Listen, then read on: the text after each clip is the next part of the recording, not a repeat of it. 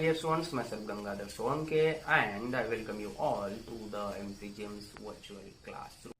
My dear students, today in Standard 9th History we will be learning the topic Changing Life 1.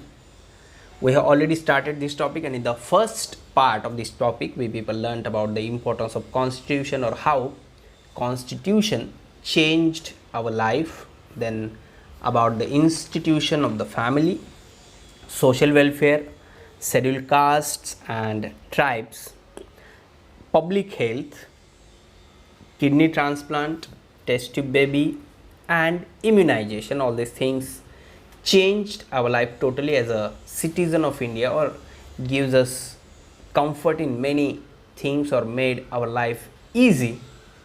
And now in today's second part of this topic we are going to learn about urbanization, rural area, post independence period, changing economic life, rural development, social needs and facilities, rural electrification, and the last point of this topic, industrial development. Now on the screen you can see the first point with which we are going to start today, that is urbanization.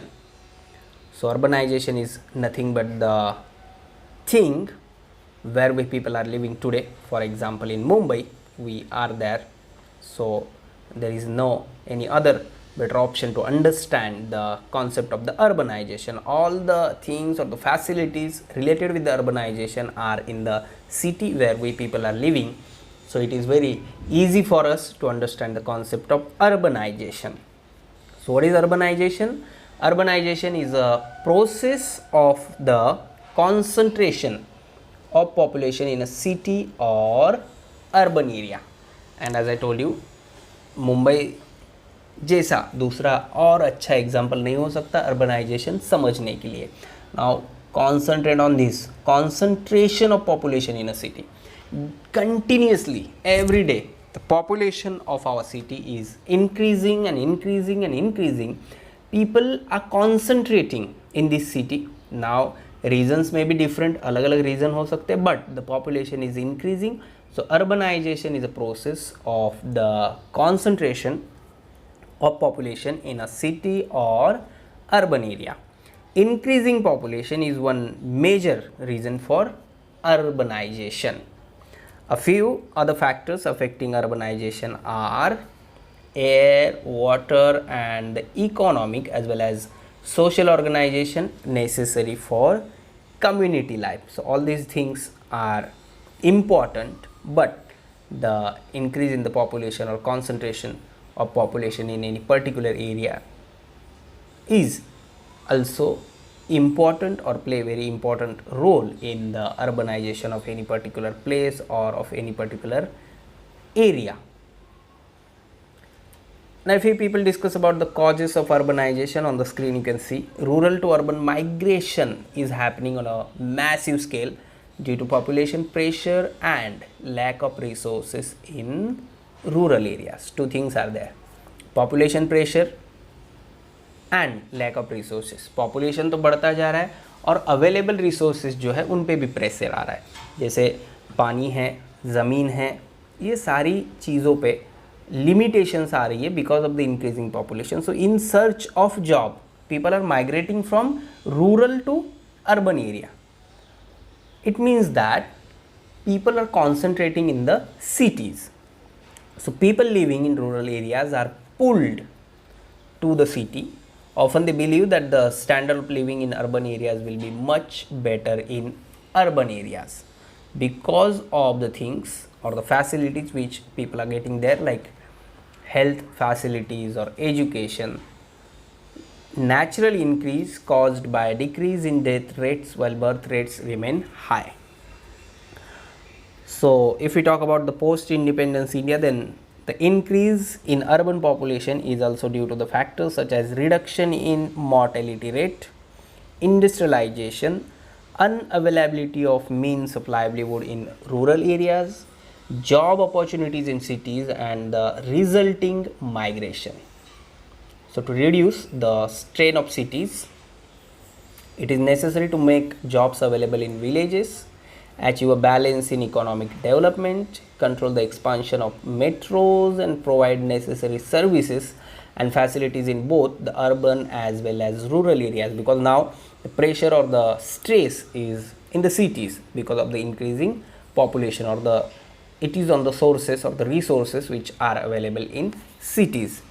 So the reasons: reduction in the mortality rate, industrialization, unavailability of means of livelihood in rural areas, and job opportunities. But now it is the time to think about the continuous migration from rural areas to urban areas, क्योंकि अब urban areas में क्या हो गया है कि population बहुत ज़्यादा बढ़ने की वजह से वहाँ पे भी जो रिसोर्सेस है उन पे भी स्ट्रेस आ रहा है, and the things are getting worst day by day because many cities in the world facing the problem of water, पानी ही नहीं है.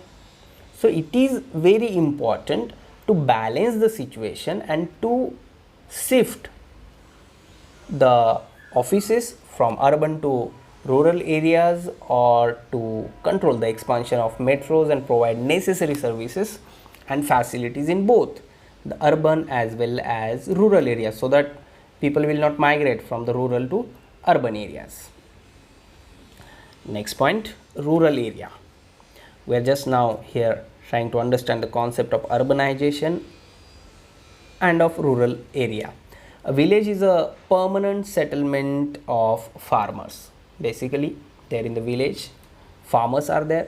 Lifestyle is totally based on the farms, agriculture based society. So a village is a permanent settlement of farmers near the land they themselves tilled, either individually or collectively. So villages came into existence when farming began. You people already studied about this in the 5th standard CVS, how we came to be, or when you people studied about the ancient period history. A dense cluster of houses surrounded by farmland is a unique feature of the Indian village. घर है और घर के आजू बाजू में खेती है. A settlement smaller than even a village is called hamlet. Compared to the urban community, the village community is very small. Villages are not uniform across India. There are differences based on regional and physical features. Again, it is depend on the climatic conditions and the land or the type of land. Next point, post independence period. Keeping in mind the goal of rural development, the collective development scheme has come into force. Plans were made for improving farming technology, increasing the area of irrigated land. If we consider it with the, or if we compare it with the pre-independence period and post-independence period, then there is huge change in the field of agriculture also. New technology, then the increase in the area of irrigated land, extending educational facilities, enacting the laws for land reform under this scheme. It also aimed at increasing agricultural produce, or we can say that it is the need of the hour, क्योंकि population इतना ज़्यादा बढ़ रहा है कि agriculture produce को बढ़ना ही होगा, बढ़ाना ही होगा.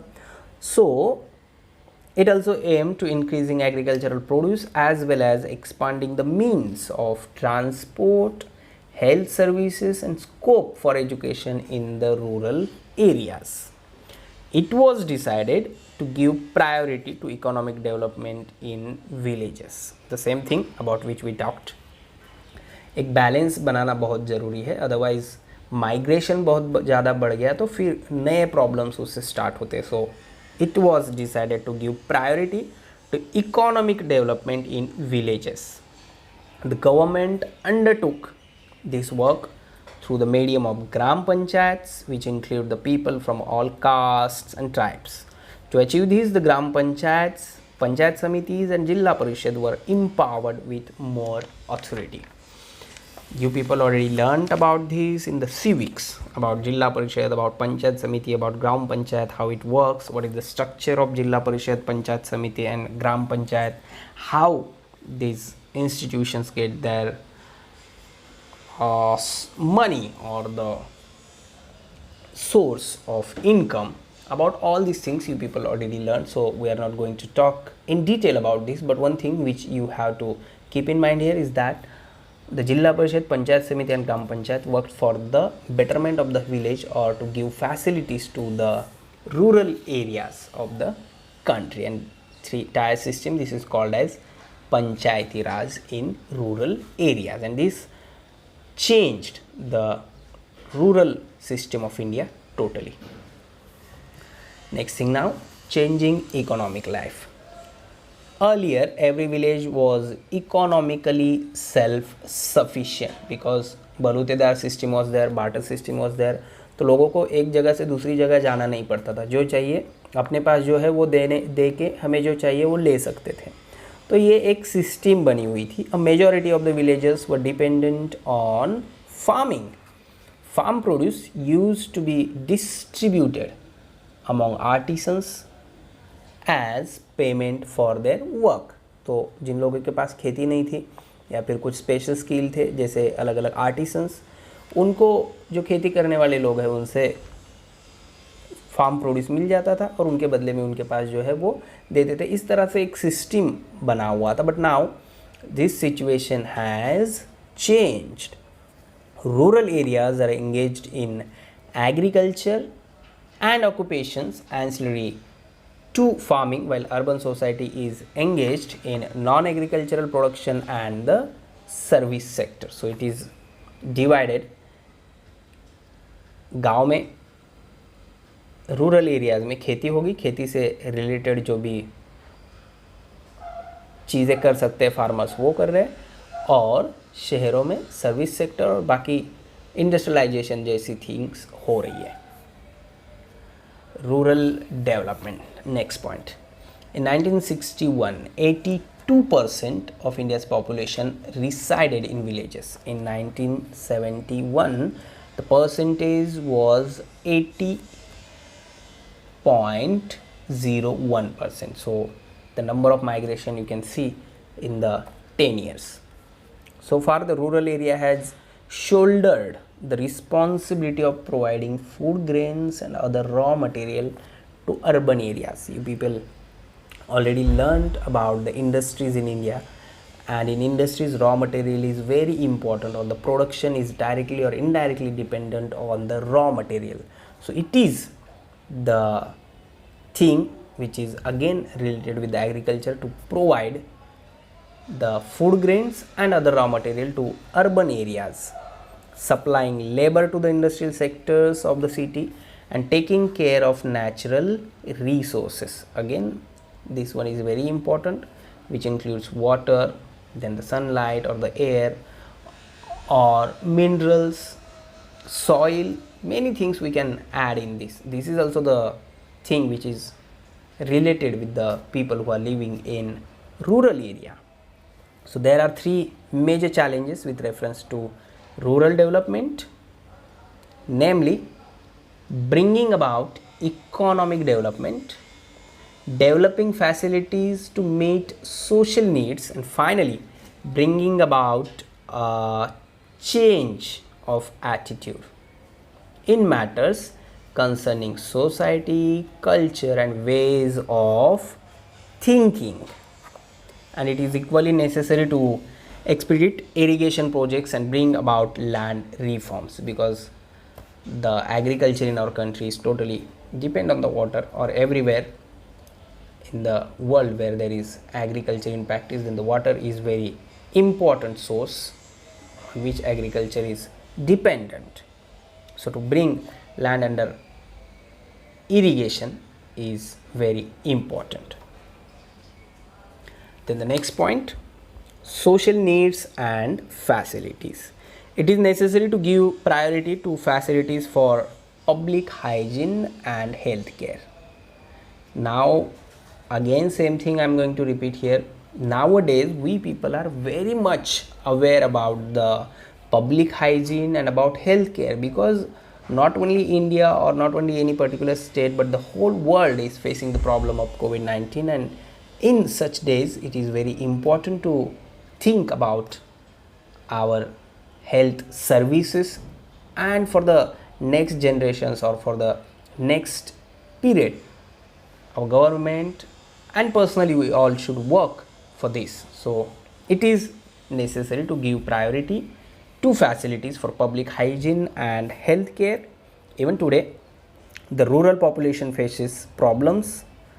The rural population faces problems related to year round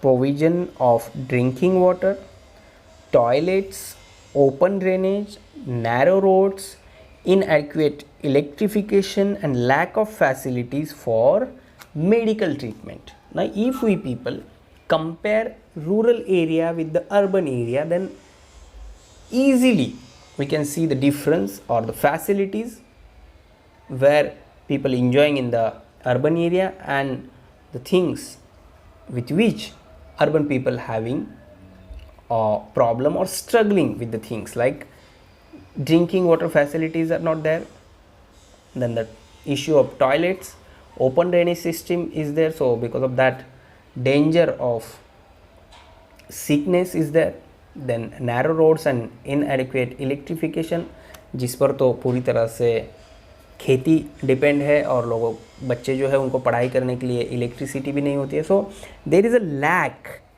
of good quality educational facilities from primary level to higher education, centers for recreation and libraries, and that is why it is necessary to give special attention to rural areas. क्योंकि किसी भी देश को अगर प्रगति करनी है, आगे जाना है, डेवलप बनना है, तो कोई एक हिस्सा डेवलप होने से देश डेवलप नहीं होता है. If government will think about only urban areas और रूरल एरिया पीछे छूट जाएगा तो ये बैलेंस डेवलपमेंट नहीं होगा. On the screen you can see problems of rural economy, agricultural related problems, infrastructure related problems, economic problems, social and cultural problems, leadership related problems, that is what change in attitude, administrative problems, people related problems. Now in this list we can add the things under the each heading. For example, leadership related problems, you can write many things under this. The collective development scheme had an important place in all the first 4-5 year plans of the government of India. The state of Maharashtra registered remarkable achievements under the scheme. For example, Jilla Parishads were established in 1962 and Jilla Parishads worked really very well in developing the rural areas of our state. Nutritious diet scheme was launched in 1970-71. The state also started rural water supply for sinking wells and providing piped water. By 1971 to 1677, here you can see 1677 small dams had also been built by 1971. तो इससे हम अंदाज़ा लगा सकते हैं कि किस रफ्तार से या किस तेज़ी से चेंजेस हुए हैं in rural areas also. On the screen you can see the images. Then the next point, rural electrification. Electricity is essential for the development of rural areas. Now why it is essential or important? Because automatic pumps are needed to water the fields and the whole economy of the rural area is dependent on the agriculture. Electricity is needed to preserve perishable food items such as milk, eggs, fruits and vegetables, to run fertilizer projects and for fans and TV and for lights for studying at night. So during the first 5-year plan, electricity had been provided to 3,000 villages in India. During the first 5-year plan, electricity had been provided to 3,000 villages in India. Then by 1973, you can see the number on the screen, it reached 1,38,646 villages. Then in 1966, more electricity for pumps and bore wells. Rural Electrification Corporation was established in 1969. Rural electrification cooperative societies came into being in the state of Andhra Pradesh, Gujarat, Karnataka, Maharashtra and Uttar Pradesh. So these measures changed the rural areas totally, or the life of the rural people totally. On the screen now you can see the rural and urban societies during pre-globalization period. If we talk about the rural community, priority to farming and ancillary occasions, jobs. Then in urban areas, priority to non-agricultural production and services. Here you can easily understand the difference between the rural community and urban community. Then second one, rural community, small in size, homogeneous in terms of language, same language speaking people were there in any particular village, at least we can say that.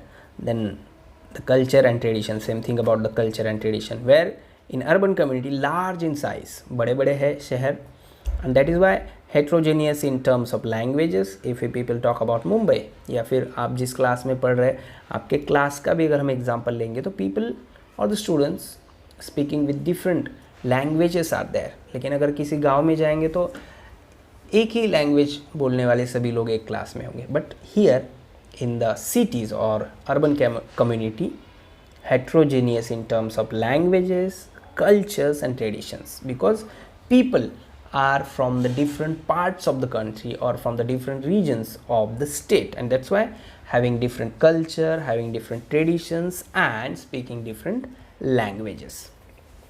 Third one, rural community, elementary kinds of occasions, trend of sending villagers to cities rather than accommodating outsiders in rural occupations. This is very important thing here to understand. गांव से लोग शहर में जा रहे हैं, शहर से लोग गांव में खेती करने के लिए नहीं आ रहे. Whereas in urban community, large industries, production for global consumption, accommodating outsiders, बाहर से लोग जितने भी आ रहे हैं उनको आने दिया जा रहा है और वो भी आराम से उनके साथ रह रहे हैं. Rural community, larger proportion of occasions running in the family, less proportion of occasions running in the family in urban community. And the last one, in rural community, priority to the head of the family and to the family as an institution. So joint family system is there in the rural community, whereas in urban community, family is secondary, priority to individuals and trend towards now nuclear families. To understand this, you can write or talk about your family, and then you can understand the nature of your family. Is it joint family or nuclear family? So this is what the basic difference in between the things of rural community and urban community. Next and the last point of the lesson, industrial development. A village industries planning committee was formed to help the development of industry in rural areas. By 1972, 1,06,000 persons got employment under this scheme. Just think about the number. तो इतने लोगों को अगर employment मिला है, job मिला है, तो उतनी फैमिलीज का स्टैंडर्ड ऑफ लिविंग बढ़ गया. The government of Maharashtra has also started residential high schools known as Vidyaniketan in Satara, Aurangabad, Nasik and Chikhaldsara. The purpose is to provide the best quality education to intelligent intelligent and meritorious village students living in unfavorable conditions. It was not easy for the village students, or it is not easy for the village students today also, to move from one place to another place for education, or to settle somewhere for the education. And in such conditions, in such situations, such kind of things help a lot for the village students to get their education. So Vidyaniketan, then not only this, as per the recommendations of the Kothari Commission, agricultural universities were also started at Rahuri, Akola, Parabani and Dapoli in Maharashtra. In recognition of the work done in the field of education, UNESCO awarded its international prize for the spread of literacy to Maharashtra in 1972. Now, by this, we can understand how dedicatedly the government of Maharashtra worked in this field, or in spreading the education, and the result of this we can see today also. So, this was all about this topic in the topic changing life 1. Today in the second part, we people learnt about urbanization, rural area, post independence period, changing economic life, rural development, social needs and facilities, rural electrification and industrial development. In the first part, we people learnt about the constitution, the institution of the family, social welfare, scheduled castes and tribes, public health, kidney transplant, test tube baby and immunization. Now in this way, overcoming the obstacles at the beginning of post independence period. Now again, this is very important to understand. अगर हम post independence की बात करेंगे तो development होने के लिए जो ऑब्स्टैकल्स थे, India began to develop and make progress. And in the next chapter, which is also changing life 2, we shall learn more about the developments in the field of sports, in the field of theater and films, in the field of newspapers and in the field of television. And finally, we'll see how all these things changed our life. Please subscribe the channel and press bell icon to get notifications. So my dear ones, this is all for today. Thank you very much. Stay home, stay safe, take care.